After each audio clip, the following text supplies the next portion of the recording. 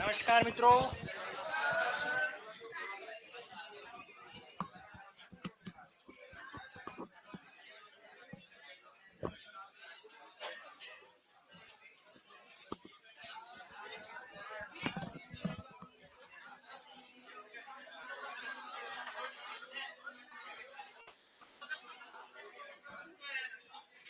Okay. अब बात करते हैं, लिखना नहीं है, समझना है। पांचवा जो भेद है हमारा प्रकार है,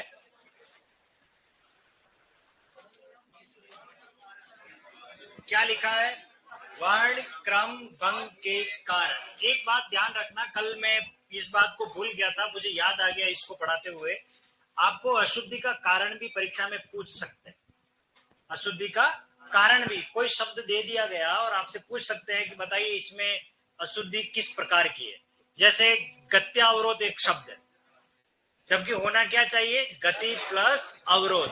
तो इसमें संधि संबंधी भी अशुद्धि है और स्वर का आगम हो रहा है, जबकि होना नहीं चाहिए था। तो ये दोनों प्रकार की अशुद्धि में से जो भी दिया जाए वो आपको राइट करना पड़ेगा। इस प्रकार देखिए तो वर्ण क्रम भंग के कारण कई बार कोई वर्ण पहले आना चाहिए वो बाद में आ जाता है, बाद में आने वाला पहले आ जाता है। मेरा मतबल ये है, देखो मैं क्या बोल रहा हूँ, मतबल। पीके मूवी देखी? उसमें वो मतबल मतबल ऐसे बोलता था, जबकि होता क्या है? मतलब। तो आगे को पीछे ले लिया, पीछे को आगे ले लिया। ठीक ऐसा ही वर्ण क्रम भंग के कारण जो अशुद्धि होती है, वैसा ही वाक्य अशुद्धि में भी होता है। जो शब्द पहले आना चाहिए वो बाद में आ जाता। जैसे बच्चे को काट कर गाजर खिलाओ, तो काट कर गाजर खिलाना या गाजर काट कर बच्चे को खिलाना? बात समझ में आ गई आपको? तो बस इसमें जो वर्ण पहले आना चाहिए वो बाद में आ जाता है, लेकिन बाद में आने वाला पहले आ जाता है। वर्ण क्रम भंग जो है, वर्ण का क्रम क्या हो जाता है? भंग।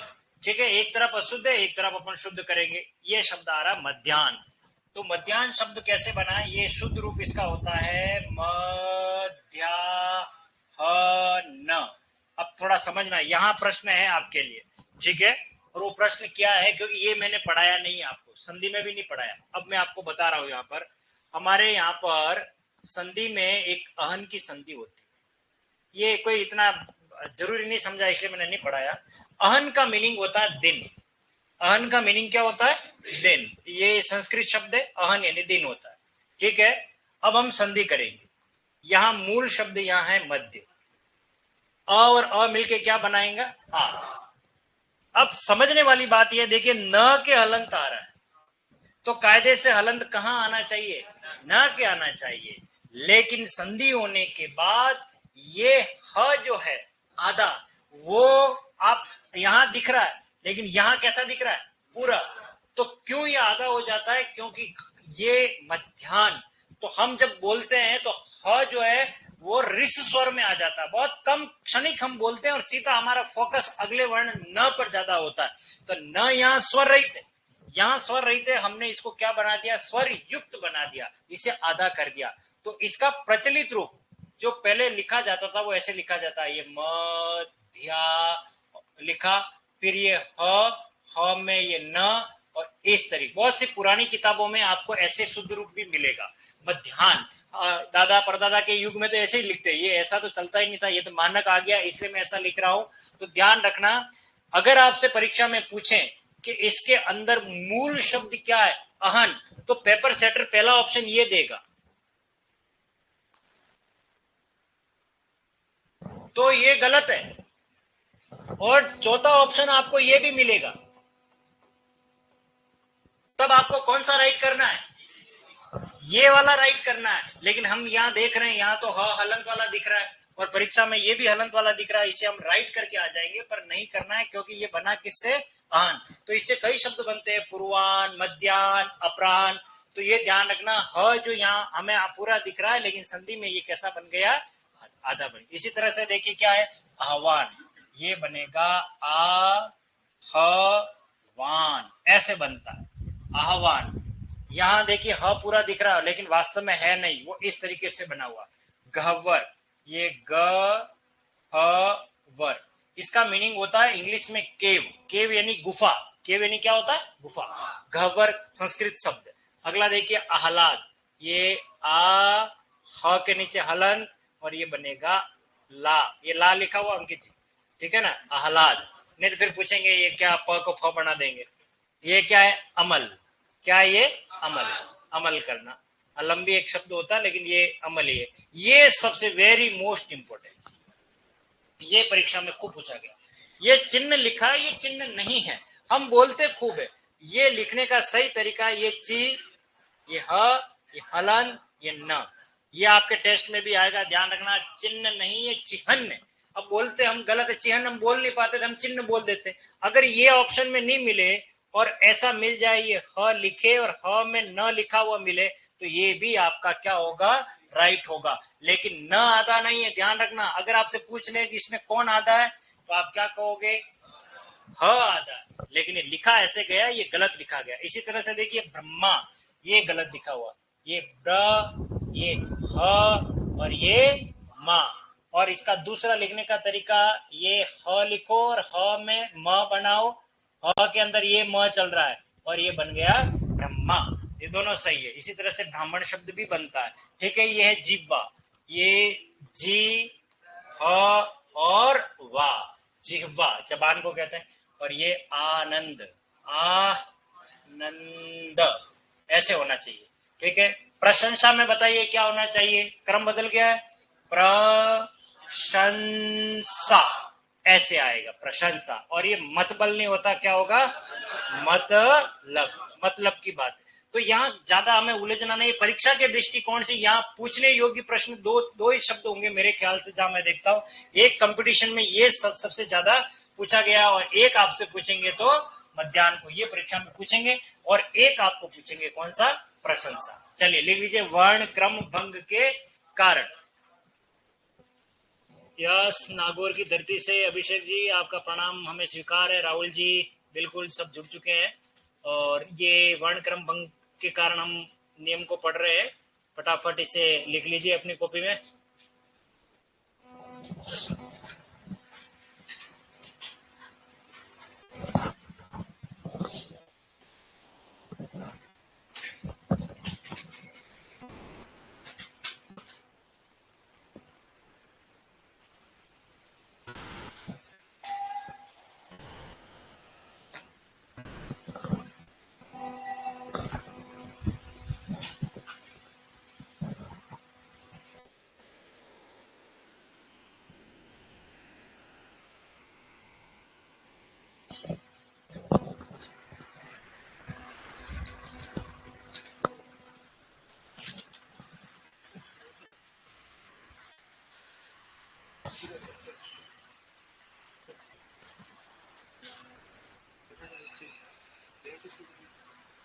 गृह कोकट, को का कोई।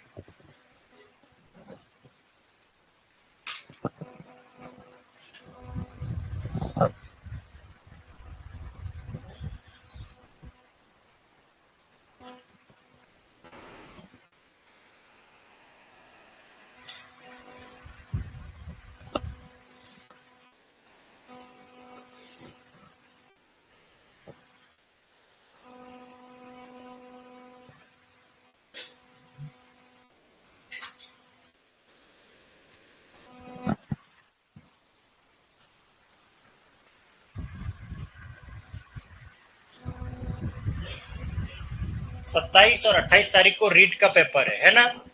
तो उसमें जो हिंदी के प्रश्न आएंगे, जो आपके पाठ्यक्रम में मतलब जो सिलेबस में है, मैं उन प्रश्नों का विश्लेषण भी करूंगा पेपर होने के बाद। देखेंगे, देख हमने जो पढ़ा है उनमें से रीट के प्रश्नों के आप कितने उत्तर दे सकते हो, ठीक है ना। और प्रश्न कैसे आए, तो वो भी आपको पता लगेगा, अंदाजा लगेगा कि देखो इस तरीके से प्रश्न आए, और जो मैंने पढ़ाया वो कितना उसमें से कवर अप होता है। संधि के प्रश्न है, उपसर्ग के प्रश्न है, समास के प्रश्न है, और ये शब्द शुद्धि से संबंधित जो जो टॉपिक पढ़ रहे हैं उनकी बात कर रहा हूं मैं, ठीक है। उसको लेकर के आएंगे, मैं पेपर होने के बाद मैं देखूंगा, क्योंकि मैं खुद कोई भी एग्जाम होता है तो उससे जुड़ा हुआ रहता हूँ, ठीक। एग्जाम को लेकर के, ताकि पता रहता है कि प्रश्नों का ट्रेंड कैसा चल रहा है, पेपर सेटर क्या सोच रहा है।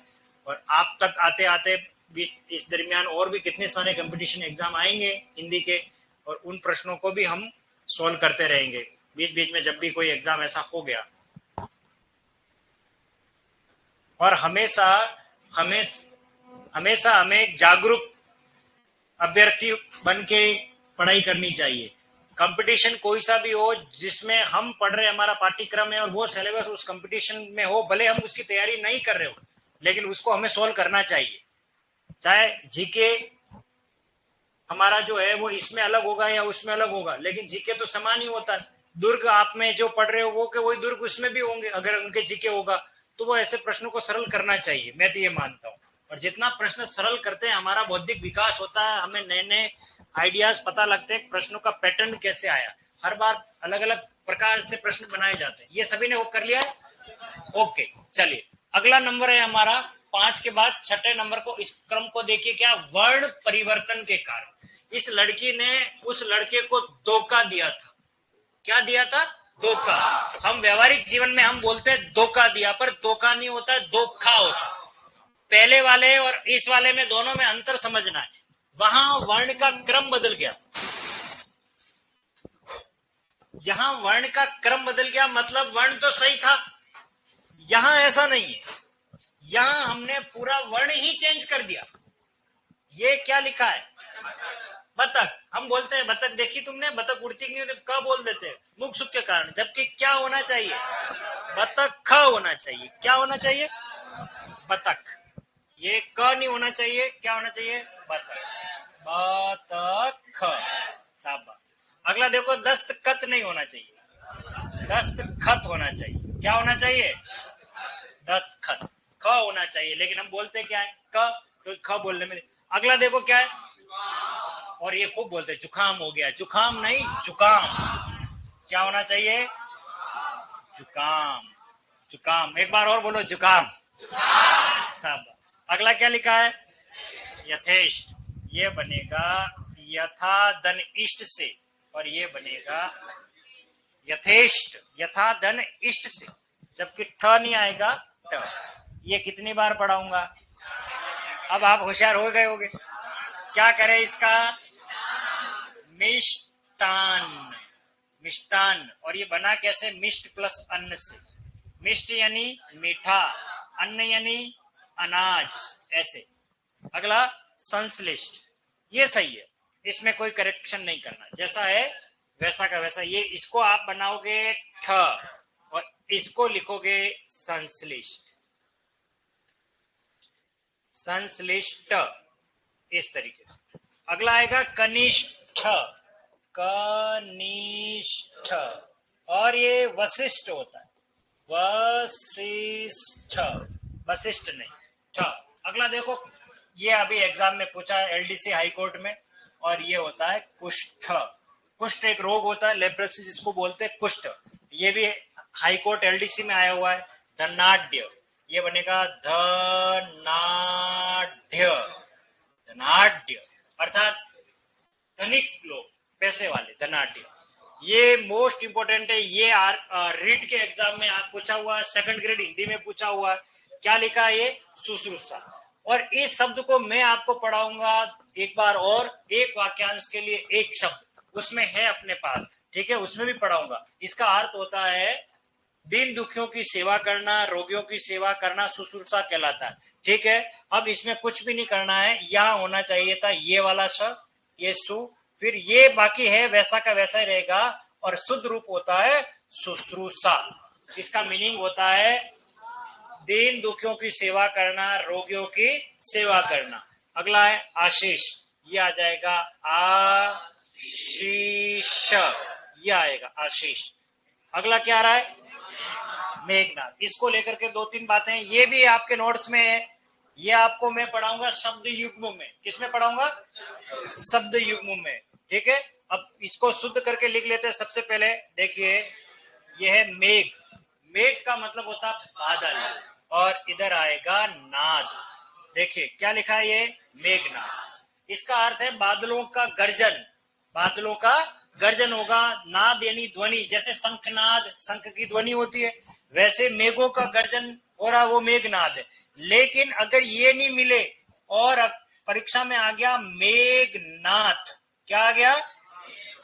मेघनाथ, तो वो भी राइट कर लेना, क्योंकि मेघनाथ का मीनिंग होता है बादलों का स्वामी, बादलों का अधिपति। मेघनाथ, ये शब्द भी सही है, तो दोनों सही है, पर ये गलत है, मेघ ये नहीं होगा। अगला क्या आ रहा है? बलिष्ठ, ये आ जाएगा बलिष्ठ। क्या आएगा? बलिष्ठ। अगला देखो फिर आगे, कम से कम मैंने कहा था 5 बार पढ़ाऊंगा, और ये बनेगा युधिष्ठिर। युधिष्ठिर, इसका अर्थ है जो युद्ध में स्थिर। मैंने संधि में भी पढ़ाया युद्धि धन स्थिर, मैंने समास में पढ़ाया युद्ध में स्थिर रहता है धर्मराज, फिर ये शब्द शुद्धि में भी 3 दफा पढ़ा चुका हूं। अगला है षोडशी, ये बहुत इंपॉर्टेंट शब्द है, ये शब्द शुद्धि में नहीं आएगा, ये आएगा एक वाक्यांश में। इसका अर्थ है 16 वर्ष की कन्या। वह कन्या जो 16 वर्ष की हो उसके लिए कहा जाता है षोडशी। और आपको पता है संस्कृत में शब्द होता है षोडश, षोडश का मीनिंग होता है 16, और ई लगाओगे षोडशी, षोडशी का मतलब 16 वर्ष की कन्या। और ये वेरी मोस्ट इंपॉर्टेंट, हम आज दिन तक कैलाश ऐसा लिखते आए, पढ़ते आए, लेकिन शब्द शुद्धि में हमें लिखना है कैलाश, ये शुद्ध है। और ये कंपटीशन में पूछा हुआ है, लेकिन आप विद्यालय में जाओगे, किसी का नाम है कैलाश अग्रवाल, तो देखना वो ऐसा ही लिखा हुआ मिलेगा। और मुझे याद आता है एक मूवी आई थी धमाल, हमारे उदयपुर में शूटिंग हुई, उसमें वो संजय दत्त होता है और तालाब के किनारे फाइटिंग होती है, उस पे लिखा कैलाश द ढाबा, के बेचारा गिर गया और सीधा बन गया लाश का ढाबा बन गया। तो ये ध्यान रखना है, ये शुद्ध नहीं। ये कैलाश किसके लिए, इसको समझिए आप। ये कैलाश मानसरोवर, भगवान शिव का जो स्थान है, वास है, भगवान शिव कहाँ रहते हैं? कैलाश पर्वत पर, उसके लिए ये, और यही होना चाहिए, पर लिखा कहा जाता है कैलाश को लिखा जाता है। वर्ण बदल दिया हमने। हाँ बस चलिए, अभी ये वर्ण परिवर्तन वाले लिख लीजिए। बता,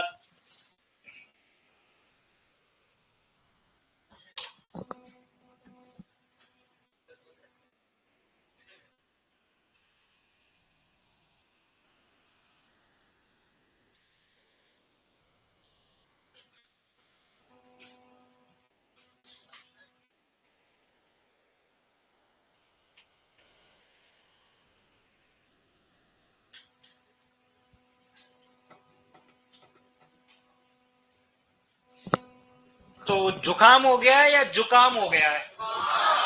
शाबाश। हाँ, 16 साल की कन्या को क्या कहते हैं? तो कैलाश में कौन सा स होगा? श, कैलाश। हाँ, ये ध्यान रखना, कैलाश। कोई है अपनी क्लास में कैलाश? कोई नहीं है, चलो अच्छी बात। कौन है? नहीं है।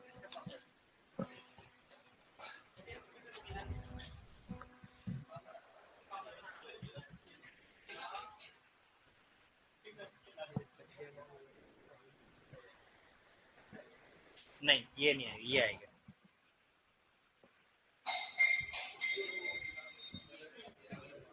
ये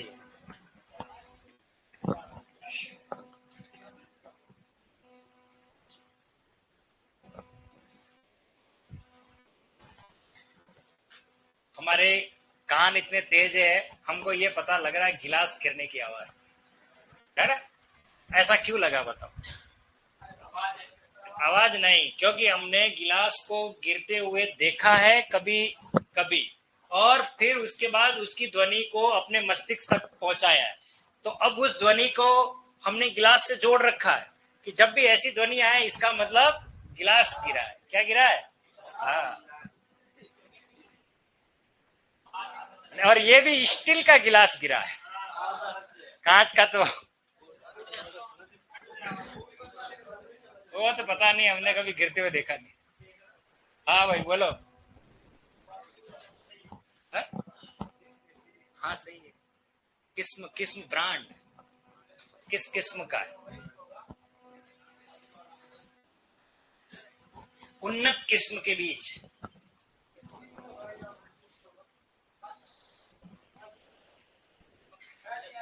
नहीं, ब नहीं है, व वशिष्ठ। वशिष्ठ नहीं है, वशिष्ठ, वशिष्ठ ऋषि, रामायण में। हाँ, किसके गुरु? बाबा रामदेव के। हाँ, मैं कह बाबा रामदेव जी तो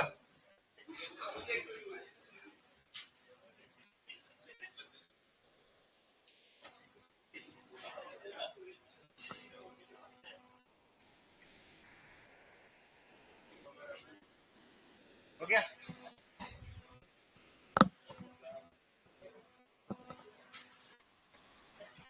लिख लिया बत्तख? तो धोखा दिया या धोखा दिया? धोखा। और धक्का दिया? हाँ।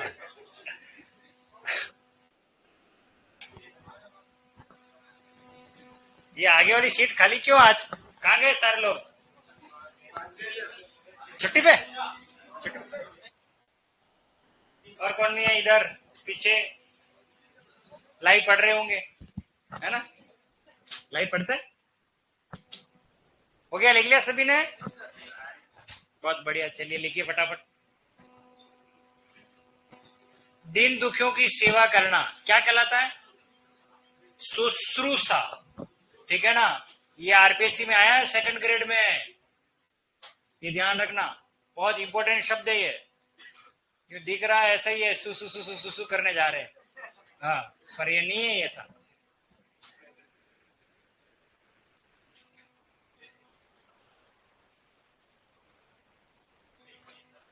वर्ण परिवर्तन के कारण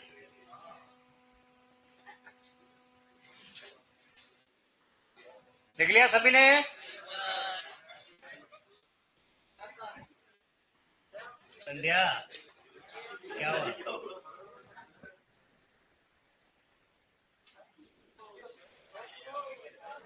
नहीं, आज तो है ही नहीं, ठोको क्या ठोके क्या बैठती?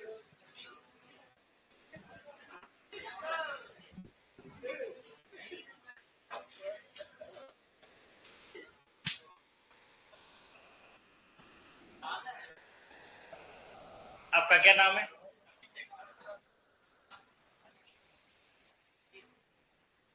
आशीष? आ गया? सही लिखते हो, है ना? ऐसा ही लिखते हो? और कोई है इसमें जिसमें किसी का नाम आया हो? कोई नहीं है? चलो, आशीष का तो नाम आया। आशीष, वेरी गुड।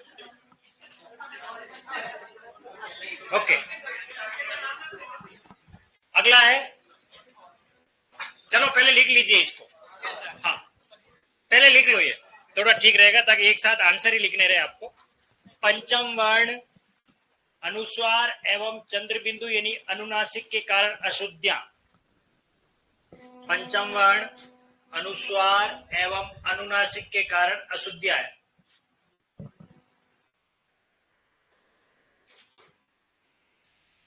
दूसरे नंबर का शब्द तो मैंने आपको जब संधि पढ़ा रहा था तब भी बता दिया था, इसका शुद्ध रूप कुछ याद अगर आ रहा हो तो।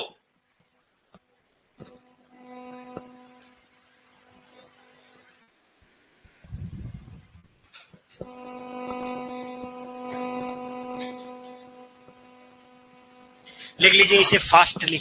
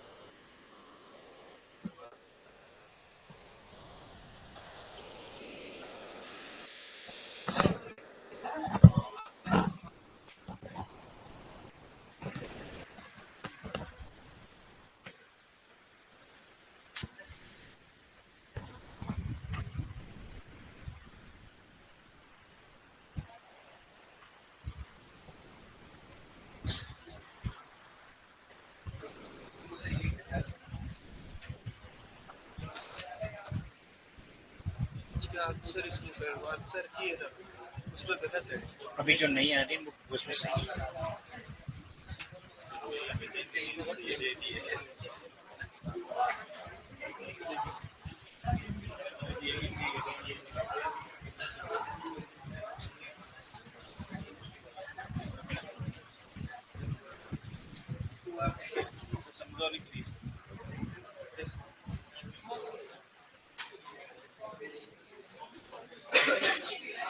हो गया, लिख लिया? चलिए देखिए, इसको समझा लेता हूं। सबसे पहले बात करते हैं पंचम वर्ण। ये मैंने आपको संधि में मैंने पढ़ाया था, प्रत्येक वर्ग का पांचवा अक्षर क च ट त प में पांचवा होता है। क का पांचवा कौन होता है? क ख ग घ अंग, च छ ज ज य।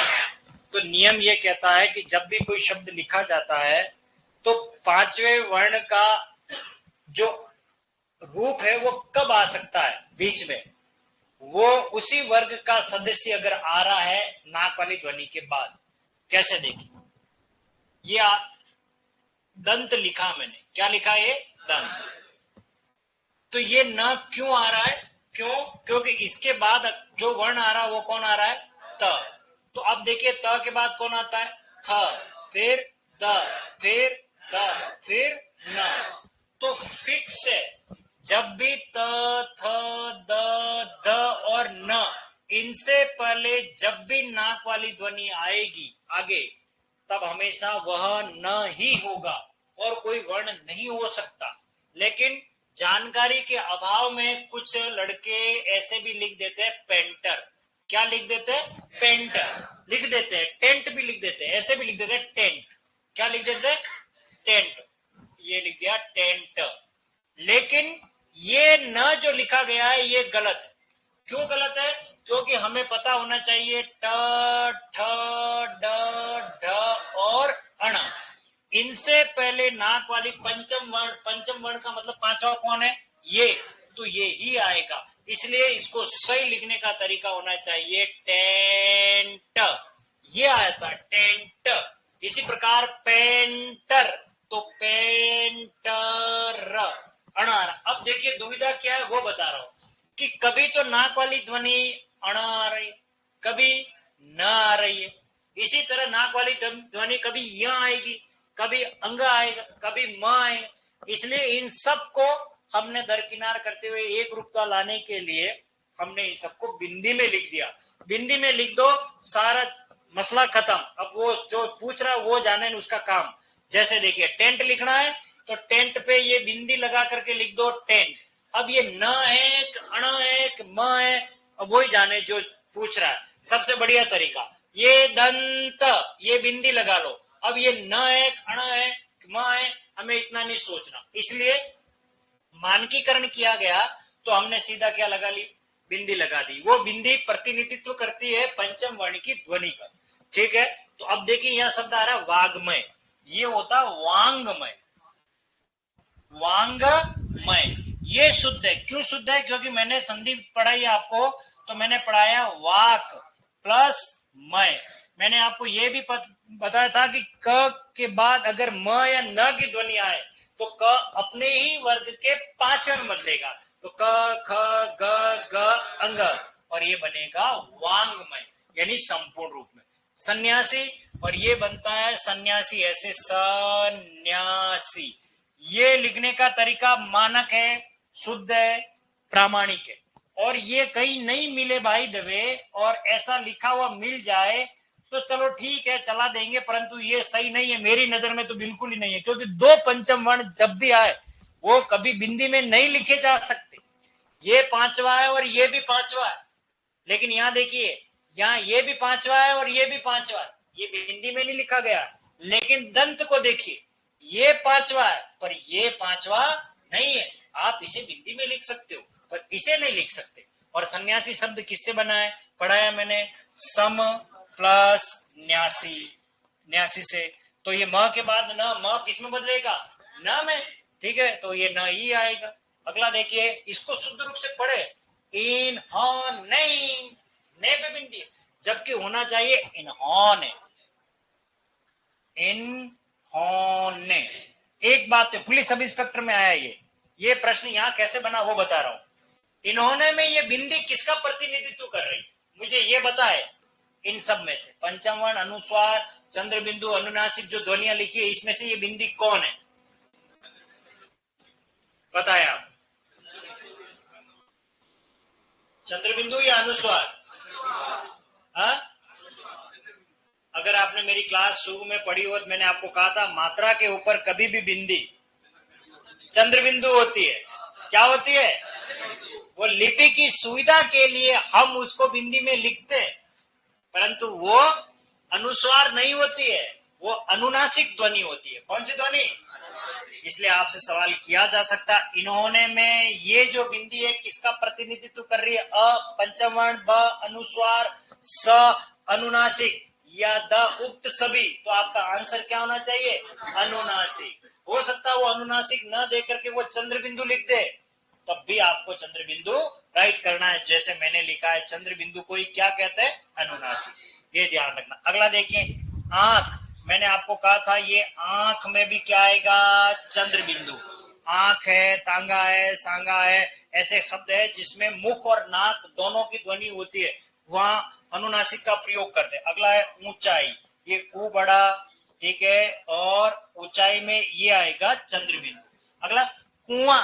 कुआं थोड़ी लिखना है, कुएं में डूब जाऊंगी, कुआं थोड़ी होता, कुआं,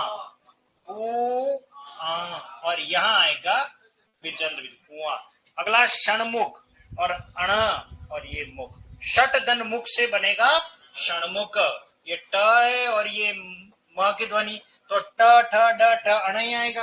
अगला देखो हंसी, अरे हंसी नहीं, हंसी। अब इसको समझिए, देखो इधर, ये कम्बक शब्द ही ऐसा है, ये हंस है और ये हंस है, ये हंस है। अब दोनों में अंतर क्या वो समझना है। जैसे मैं कहूं वह लड़की मुझे देख हंस रही है, तो अब यहां हम इसे हंस रही है यूं लिख देते जल्दबाजी में, हंस नहीं, ये हंस रही है। हंस तो एक पक्षी होता है, ठीक है ना। अब यहां आना चाहिए क्या? चंद्र बिंदु। हंस रही है, हंसना क्रिया है, तो जो हंस हंस के सनम मुझसे बात करती है, यही बात जमाने को बुरी लगती है, वो वाला हंसना है। तो ध्यान रखना। हाँ, फिर से कहो। अरे तू जो हंस हंस के सनम मुझसे बात करती है, यही बात जमाने को बुरी लगती है। हाँ। अगला क्या लिखा है? आंधी। क्या लिखा है? आंधी, चंद्र बिंदु आएगा। आंधी, गांधी, बांध, ये सब चंद्र बिंदु वाले। अगला देखिए पांच, ये चंद्र बिंदु आएगा। पांच, ये दांत, चंद्र बिंदु आएगा।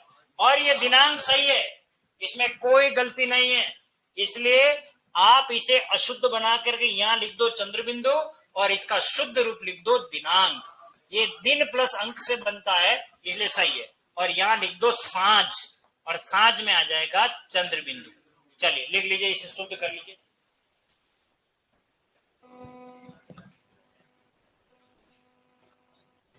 विमलेश नाम सही है क्या? अरे भैया ललित कुमार जी सही है विमलेश। विमला धन ईश से बनेगा। विमला कहते हैं लक्ष्मी को, ईश कहते हैं स्वामी, लक्ष्मी का हस्बैंड पामड़ा अर्थात विष्णु।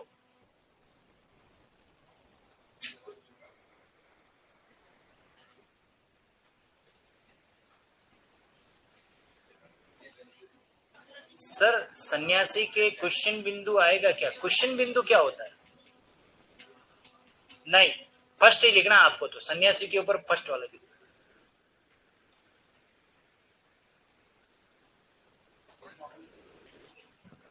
अरबाज खान जी कह रहे हैं सर लाइव पढ़ रहे हैं लेकिन कभी क्लास मिस नहीं करते, बहुत बढ़िया, अच्छी बात है।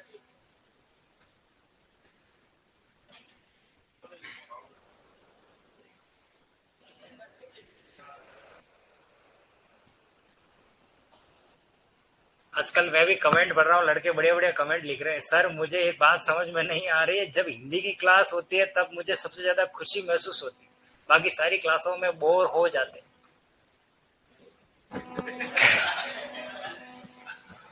ऐसा तो नहीं है, है? ऐसा है सच में? नहीं है सच।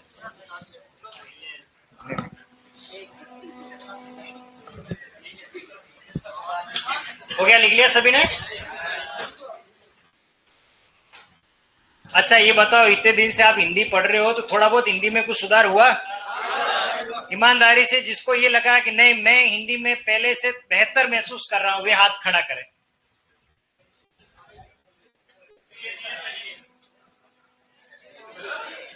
बाकी ठकुरानियां क्योंकि ठाकुर के हाथ थे नहीं और ये ठकुरानियां इनके भी हाथ नहीं है, इनको खुशी महसूस नहीं हुई, या फिर ये मुझे लगता है मेरे से ज्यादा जान रहे होंगे। अच्छी बात। क्यों लड़कियों, आप लोगों को समझ में नहीं आया? अरे बोलो सही आया। एक दो ही बोल रहे, बाकी शर्मा रहे लड़कियों की तरफ।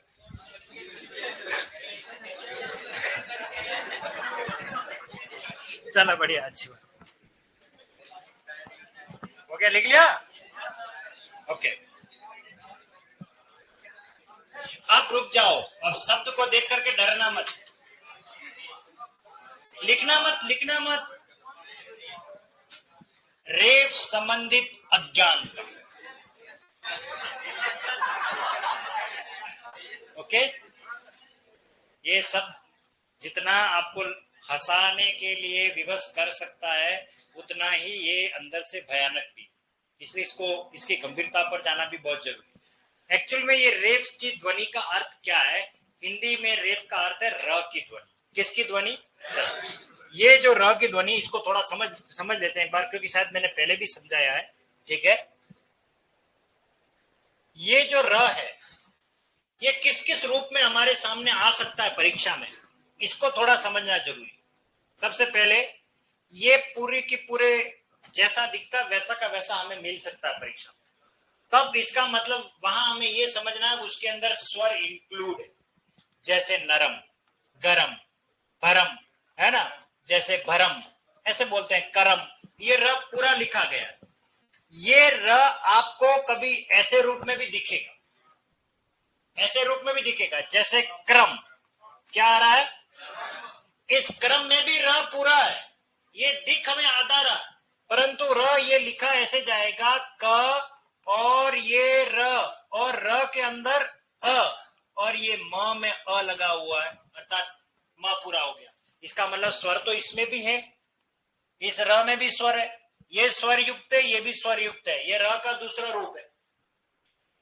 इसके बाद हम बात करते हैं, आपको ये र ऐसे भी मिलेगा, जैसे हम बात करते हैं ट्रक। क्या लिख रहे हैं? ट्रक। ये पुलिस सब इंस्पेक्टर में आया हुआ है, हमें ट पूरा दिख रहा है, र आधा दिख रहा है, परंतु ऐसा नहीं है। ये है ट आधा, और ट के अंदर कौन है? र। ये र है, तो इसका मतलब ये कि यहाँ ये जो ध्वनि है, ये भी र की ध्वनि है, यहाँ जो ध्वनि है वो भी र की ध्वनि है, और ये लिखा हुआ ये पूरा र आपको दिख रहा है। अब बात करते हैं अलग र वाली, ये भी एक र की ध्वनि है, जैसे कर्म। क्या लिखा है? कर्म। लेकिन यहां इन तीनों में र जो है वो स्वर युक्त है, लेकिन यहां जो ध्वनि है वो स्वर रहित है, और इसको लिखने का तरीका क पूरा है, फिर ये र आधा है, फिर ये म पूरा है, इसको बोलते हैं कर्म।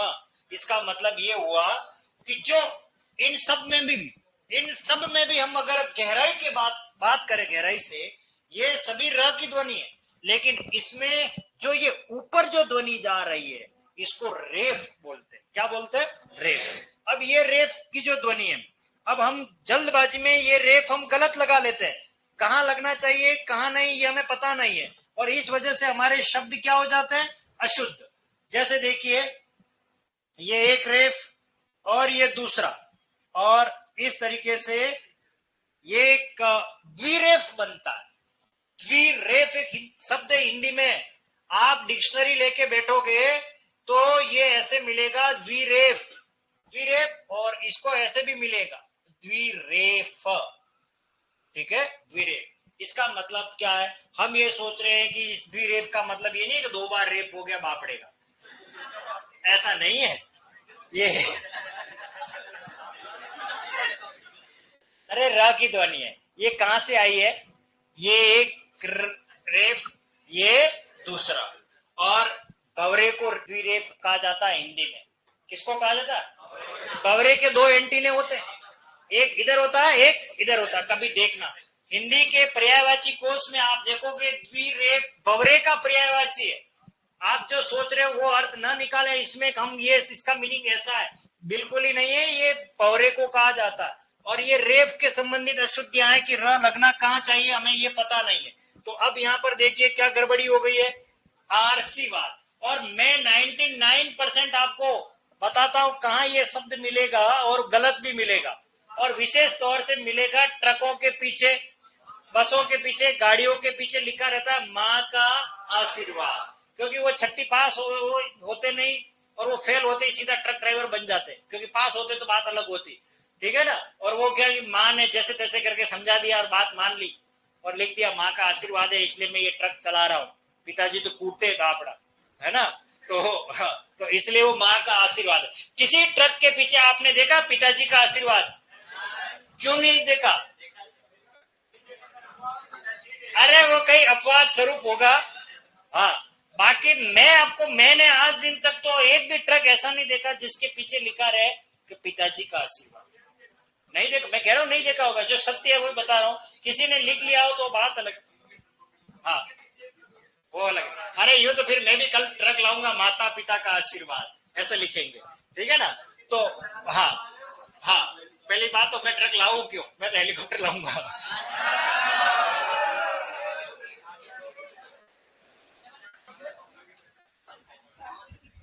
क्या आएगा? आशीर्वाद। आशीर्वाद। देखिए अब इसका उच्चारण आशीर्वाद ऐसे आएगा। आशीर बोला पहले जाता, लिखा आगे। अगला देखो, आकर्षण नहीं होता, आकर्षण, तो ये बनेगा आकर और ये क्षण, आकर्षण। दर्शनीय, यह आ जाएगा दर्श, ये आएगा फिर अनीय प्रत्यय, और क्या बनेगा? दर्शनीय। अरंत भाव नहीं, अंतर भाव। एक तो बिंदी नहीं, आधा नहीं लिखना, हमें डायरेक्ट लिखना है अंतर्भाव, ऐसे आएगा। अंत प्लस भाव से बनेगा अंतर्भाव। ये मोस्ट इंपोर्टेंट है, मुहर्रम। ये मुंह, ये र ऊपर इस तरीके से, और क्या बनेगा? मुहर्रम। अगला दुर्व्यसन, ये दूर और यहां पर आएगा व्यसन, दुर्व्यसन। पूर्ण जन्म नहीं, पुनर्जन्म। पुनर ऊपर और ये आ जाएगा पुनर्जन्म। उत्तीर्ण नहीं, उत्तीर्ण, ये उत्तीर्ण इस तरीके से लिखा जाएगा। और ये प्रादुर्भाव, ये मोस्ट इंपोर्टेंट शब्द है, रही लिखना भूल गए यहाँ। ये प्रादुर्भाव संधि है और विसर्ग संधि है, प्रादुः प्लस भाव से बनता है प्रादुर्भाव। ये इंपॉर्टेंट है, गवर्नर नहीं होता, गवर्नर, गवर्नर ऐसे आ जाएगा।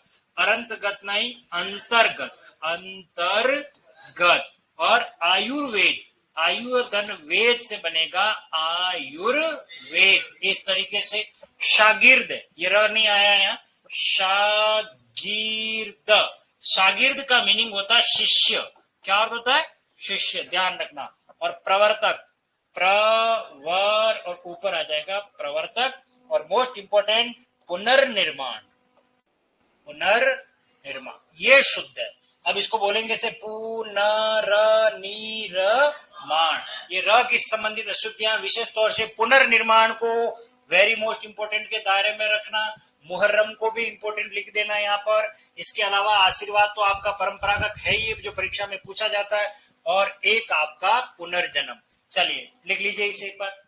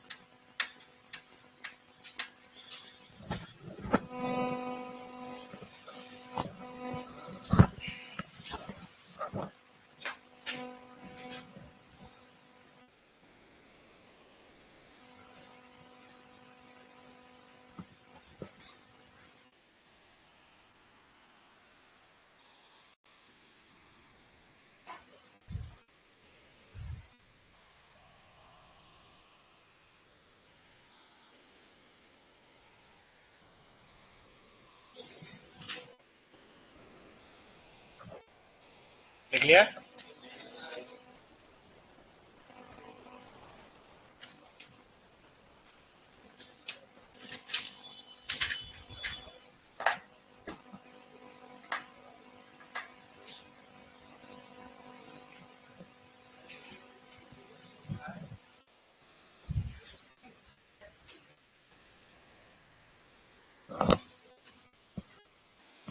सब धरती गज करूं नहीं कागज करूं, लेखनी सब बन रहा है, सात समुद्र की मसी करूं, पर गुरु गुण लिखा न जाए। बहुत बढ़िया बात कही है कुशल सैनी जी, सही बात है। सब धरती को, पूरी धरती को कागज बना लिया जाए और पूरे वन की लकड़ियों से अगर लेखनी बना ली जाए और पूरे समुद्र की मतलब जो जल राशि उसे पानी को स्याही बना लिया जाए और इन सब का प्रयोग करते हुए अगर गुरु के गुण लिखे जाए, फिर भी गुरु के गुण पूरे नहीं होते, इतने गुण है, ऐसा कह रहे हैं, उनकी ये भावना व्यक्त कर रहे हैं। बहुत अच्छी बात है। चलिए, ये सभी गुरुओं के लिए समर्पित है। प्रवर्तक का अर्थ क्या होता है? प्रवर्तक, ओके ओके।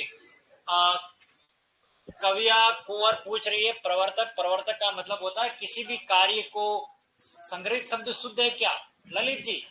ओ भैया ललित जी थोड़ा ठहर जाओ, ये अभी आने वाला नोट्स में है मेरे, अभी आ रहा, संग्रहित को लेके आ रहा हूं। आपने समय से पहले सवाल कर लिया। ये देखिए, ये रहा, अरे ये ललित जी को बता रहे हम, ये अनुग्रहित आ रहा है ना, अनुग्रहित, यहाँ पर मैं पढ़ाने वाला हूँ ललित जी। हाँ ललित जी, अभी 90 पॉइंट में आपने संग्रहित पहले पूछ लिया, इसके साथ 2-3 शब्द और पढ़ाऊंगा। हाँ, प्रवर्तक का मीनिंग होता है किसी भी कार्य को पहली बार करने वाला जो लेकर के आता है वो प्रवर्तक, वो प्रवर्तक। चलिए, हो गया, लिख लिया?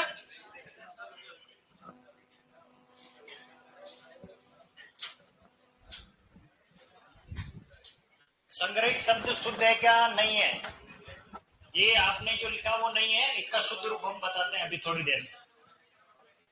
चले आगे।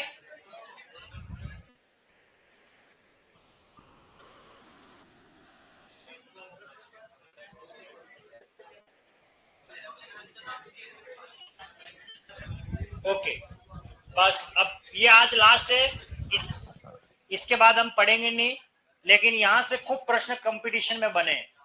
ये 90 पॉइंट देखो, जो सबसे इंपॉर्टेंट होता है उसको मैं 90 बिंदु पे ही रखता हूं, ठीक है? और इसमें मैंने मैक्सिमम शब्द ऐसे लिए हैं जो कंपटीशन में पूछे गए। तो देखिए, री के स्थान पर र का प्रयोग के कारण, पहले तो ये समझे कि ये री क्या है। री का मतलब है, ये री जो है आपके किसी शब्द के नीचे लिखते हैं पार्ट में, जैसे देखो ये पृथ्वी, ये पृथ्वी लिखा है, ये जो ध्वनि है, ये, इस ध्वनि को हमने क्या नाम दिया? री ध्वनि। तो आना तो ये ध्वनि चाहिए, लेकिन हम लिख कौन सी देते हैं? र का प्रयोग। र कौन सा? क्रम, क्रम वाला। तो देखिए ये लिखा, ये श्रृंगार, ठीक है?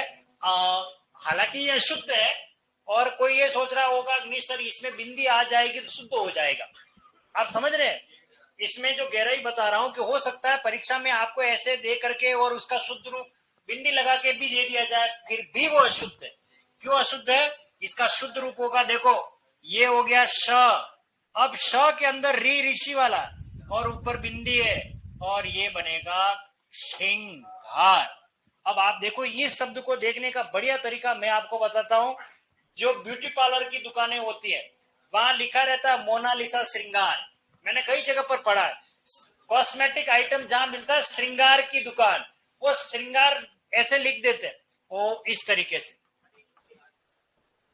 ये लिख देते हैं। आप देखना बहुत सी जगह पर ऐसा लिखा मिलेगा। अब इसको थोड़ा पढ़े, ये श, ये र और ये री, तो शरीरिंगार। अब आप बताओ, अरे कितना श्रृंगार कराओगे बापड़ी को? हाँ, तो ठीक है, तो ये ध्यान रखना। अगला देखो, दृश्य नहीं होता, दृश्यम मूवी आई थी एक, तो दृश्य। सर गुलाब जामुन सही है, चलो अगला क्या लिखा है? पैतृक। पैतृक संपत्ति इस तरीके। अगला देखो जागृति नहीं, जागृति। जागृति, जागृत जब होता है जागने की अवस्था में, ये भी आगे लेकर के आऊंगा मैं। ये है जागृत। जागृत यानी जगा हुआ है, उसके लिए आता है जागृत। तो ये जागृति नहीं, हमारे गांव में जागृति आ गई है क्योंकि कल ही उसकी शादी हुई, वो जागृति की बात नहीं कर रहा हूं। जागृति नहीं बोलते, जागृति होता है कि सभी लोग पढ़ने लग गए, इसका मीनिंग ये जागने से संबंधित है, तो जागृति होता है। अगला देखो, ग्रहणी नहीं होता, गृहिणी होता, ये री आएगा और ये आएगा ही, बाकी सेम टू सेम है, गृहिणी। अगला देखो, श्रृंग नहीं होता, श्रृंग होता है। तो इसको लिखने का तरीका, ये श, ये री, ऊपर बिंदी और ये ग। श्रृंग, श्रृंग का अर्थ होता है चोटी, श्रृंखला ऊपर जो होती है उसके लिए आता है। हिमाद्री त्रिंग श्रृंग प्रबुद्ध शुद्ध भारती, है ना, जयशंकर प्रसाद ने लिखा। ये मोस्ट इंपोर्टेंट है, श्रृंखला, ये अशुद्ध है। ओके, तिरस्कृत रह गया, चलिए, तिरस्कृत। तिरा प्लस कृत से क्या बनेगा? र, ये आएगा तिरस्कृत, इस तरीके से लिखा जाएगा। श्रृंखला, ये आ जाएगा श, ये री, ऊपर बिंदी और ये आ जाएगा श्रृंखला, ये आएगा श्रृंखला। और ये सृष्टि नहीं है, सृष्टि। सृष्टि का अर्थ होता है संसार, सृष्टि। अगला, ये ललित जी ध्यान दें, ऑनलाइन जिन्होंने सवाल किया उनके लिए ये मोस्ट इंपोर्टेंट है, इसके लिए कुछ बात है, पहले वो समझ लेते हैं क्योंकि इसमें गलती कहां हो रही है वो क्लियर कर लेते हैं। देखिए, कुछ शब्द ऐसे हैं, अनुग्रह, संग्रह और विग्रह, ये तीन ऐसे शब्द हैं जो शुद्ध है, अनुग्रह, संग्रह, विग्रह। जब सेपरेट यही लिखे जाएं तो ऐसे ही लिखना, लेकिन जब इनमें इत प्रत्यय लगता है तब ये र री में परिवर्तित होता है और ये बनता है अनुगृहित। ये वेरी मोस्ट इंपोर्टेंट शब्द है क्योंकि ये आरपीएससी के इतिहास में और माध्यमिक शिक्षा बोर्ड के इतिहास में सबसे ज्यादा पूछा गया। कंपटीशन सेक्टर में बात करें, ये अनुग्रहित में ई की मात्रा छोटी कर देते हैं और ग्रह, क्योंकि अनुग्रह होता है, अनुग्रह यानी कृपा होता है, मुझ पर अनुग्रह करें, और अनुग्रहित करे हुए अर्थात कृपा कर ले हुए, तो ये राइट है, यही लिखना है। इसी तरह संग्रह से क्या बनेगा? संग्रहित बनेगा। क्या बनेगा? संग्रहित। और विग्रह से बनेगा विगृहित, विगृहित। इस तरीके से शब्द बनेंगे ये तीनों के तीनों। तो यहां हम बात करें अनुग्रहित का तो क्या बनेगा? अनुग्रहित। क्या बनेगा? अनुग्रहित, अनुग्रहित, अनुग्रहित। और ये गलत लिखा, हालांकि तो गलत ही है, कोई दिक्कत नहीं है इसमें, गृत्य शब्द नहीं होता, यह शब्द होता है भृत्य। भृत्य का अर्थ होता है दास, सेवक, नौकर को कहा जाता है। दृष्टि नहीं होता, दृष्टि, दृष्टि, द विजन। एक विकास दिव्य कृति जी का दिल्ली में कोचिंग संस्थान भी है, ठीक है। अगला क्या लिखा है? ये वृतांत नहीं, वृतांत, वृतांत ये आता है, वृतांत। मृदंग नहीं, मृदंग, मृदंग। मृदंग एक प्रकार का ढोल है। जैसे देखिए, ये वाद्य यंत्र है, अवनद्य वाद्य यंत्र जो चमड़े से बना रहता है उसे कहते हैं तत्वाद्य, जो तार से बना होता है, मेटल से बना होता है उसे गणवाद्य कहते हैं। आपने पढ़े होंगे वाद्य यंत्रों में। तो चमड़े से मड़ा वाद्य यंत्र, तबला, ढोल, ये ढोल है। लेकिन अब इस ढोल को थोड़ा लंबा बना दिया जाए, लंबोतर इस तरीके से बना दिया जाए और यहां पर चमड़ा मर दिया जाए, ठीक है ना। तो ये लंबोतर जो बनाया जाए ऐसे बन जाता है। जैसे कृष्ण भक्त होते हैं वो ज्यादातर इसका प्रयोग करते हैं, वो मृदंग कहलाता है। वो क्या कहलाता है? मृदंग, ठीक है। तो वो मृदंग है, वाद्य यंत्र। अगला है भृगु नहीं, भृगु। क्या होगा? भृगु एक ऋषि हुए जिसमें जिनकी संतान क्या बनी? भार्गव, पढ़ा चुका हूं। और ये भृंग नहीं होता, भृंग होता। भृंग का अर्थ होता है भवरा, भृंग का अर्थ क्या होता है? भवरा, ठीक है। बाकी हम बात करेंगे अपनी अगली क्लास में। हैप्पी वीकेंड, तब तक के लिए स्वस्थ रहे, व्यस्त रहे, मस्त रहे और जीवित रहे।